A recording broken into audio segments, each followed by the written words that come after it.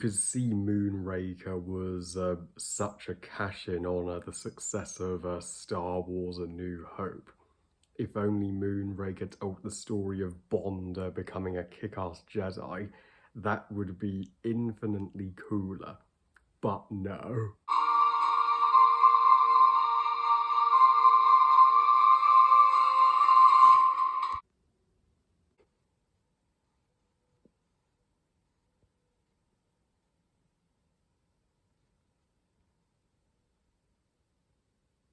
Moonraker, directed once again by Lewis Gilbert, director of A Spy Who Loved Me. So sorry, I initially thought in my Spy Who Loved Me review that was the only Lewis Gilbert James Bond movie. Boy, was I wrong. And is the fourth Roger Moore Bond movie and the 11th installment of the James Bond franchise overall. So Moonraker tells the story of taking place after the events of Spy Who Loved Me, where MI6 sends a bomb to get to the root of a problem of a hijacked space shuttle which was loaned to the UK with the help of Dr. Holly. And from one romance to another, our favourite henchman Jaws finds a love of his own.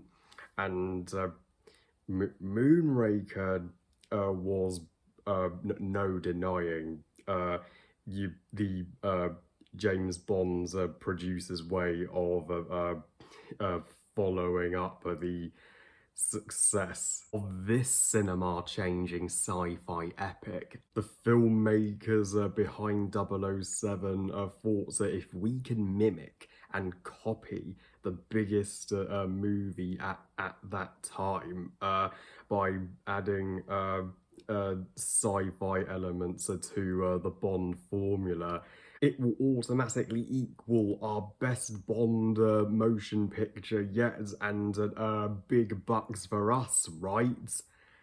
Hell no. Lesson learned, producers. When you attempt to copy another movie and not to stick with your own formula, it's almost always backfires. And Moonraker couldn't be a weaker and more average, painfully average follow-up to the Spy Who Loved Me, which is still the unbeatable Roger Moore Bond movie. But yeah, I'm sorry, but Moonraker is my least favourite of the Roger Moore Bond era. I know I do have some friends who do defend this movie, and each to their own if you do. I mean, some love the fact that Bond does go into space. You could literally title this movie Bond goes to the moon, or Bond in space. I think those titles would be more fun, in all honesty, because Moonraker, it sounds like Bond is scraping the surface of the moon with a rake or something.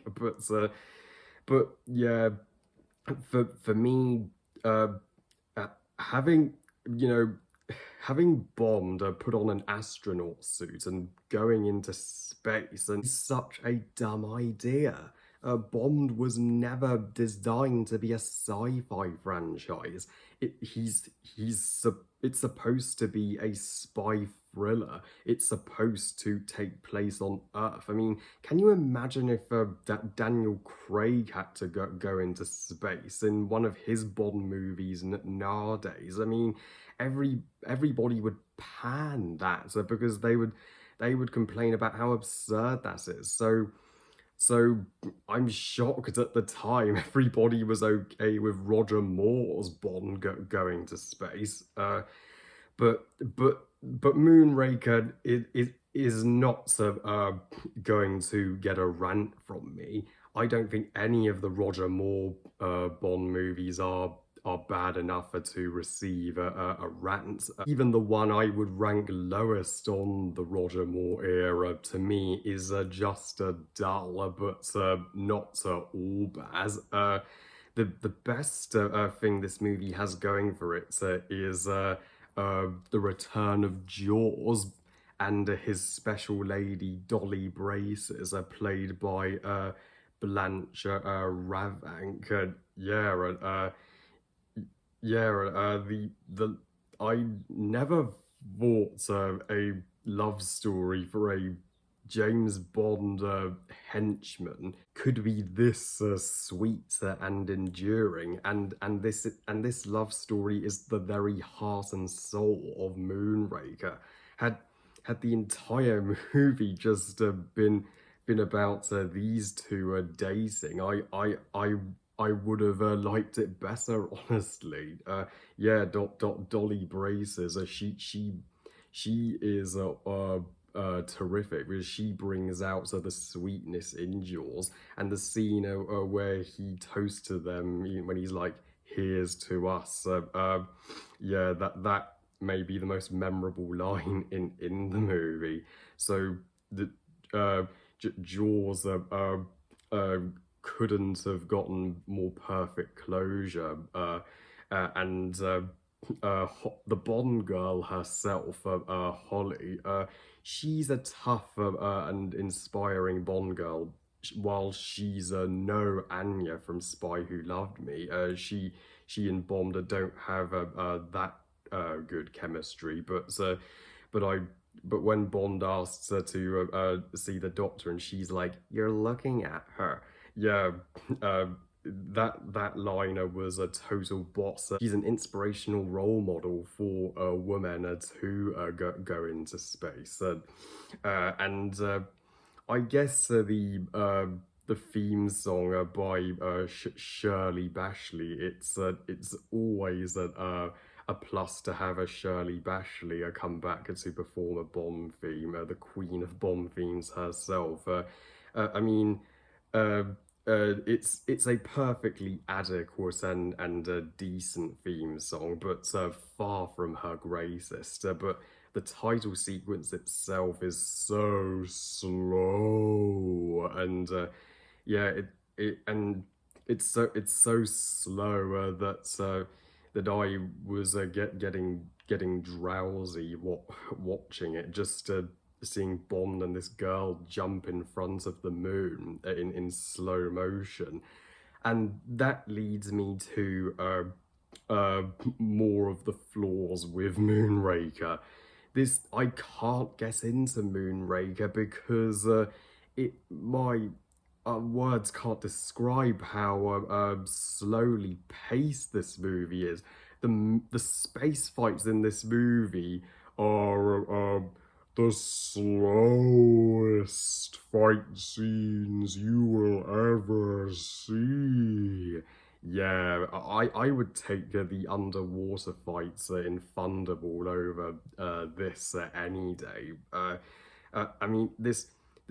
I mean, it's as if you're watching this movie. It's as if you're about to go on a mission into space to, to a planet or the moon, but either the mission has been postponed, or the rocket is taking literally years and years or to get to the destination. That's what this movie feels like. At 2 hours and 6 minutes, so little happens, and even Roger Moore is showing signs of boredom as James Bond here in his fourth outing. Bond goes through literally no character growth or change in this film.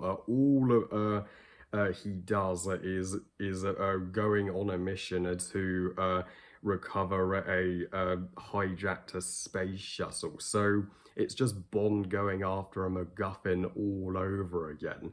A, a, a, I mean, it's like the franchise is beating a dead horse doing this kind of plot at this point, and the villain, Drax, who looks like Peter Dinklage.